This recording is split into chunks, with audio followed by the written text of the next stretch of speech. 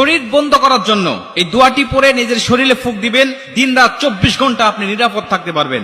মানুষ শয়তান, জিন শয়তান, খবিশ শয়তান, নাফস শয়তান, ইবলিশ শয়তান, সমস্ত শয়তানের হাত থেকে আপনি সম্পূর্ণ নিরাপদ এবং হেফাজতে থাকতে পারবেন ইনশাআল্লাহ। অনেক মানুষ আছে শরীর বন্ধ করার জন্য বিভিন্ন কবিরাজের কাছে যায়, বিভিন্ন ভণ্ডদের কাছে গিয়ে টাকা পয়সা খোয়া তারা কোনোভাবে কোনো উপকার পায় না। আবার আপনি কিন্তু নিজেই আপনার নিজের বাড়িকে বন্ধ করে রাখতে পারবেন।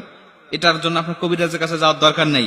আপনি কোরআন হাদিসের মধ্যে সব আল্লাহ রাসূল দিয়ে দিয়েছেন, আল্লাহ পাক দিয়ে দিয়েছেন। আপনি শুধু সেখান থেকে নিবেন, সেখান থেকে নিয়ে আপনার বাস্তব জীবনে আপনি আমলগুলো করবেন।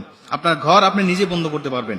আল্লাহ রাসূল সাল্লাল্লাহু আলাইহি ওয়াসাল্লাম বলেন, যেই ঘরে সূরাতুল বাকারা তেলাওয়াত করা হয় ওই ঘরে কখনো কোনো দুষ্ট জিন, দুষ্ট আত্মা, দুষ্ট কেউ আপনাকে ক্ষতি করতে পারবে না, আপনাকে নষ্ট করতে পারবে না। আপনার পরিবার পরিজনের সদস্য, আপনার সন্তান, কারো ক্ষতি কেউ করতে পারবে না, যদি আপনি নিজেই এই সূরাতুল বাকারা তেলাওয়াতটা আপনার ঘরে করতে পারেন নিয়মিত।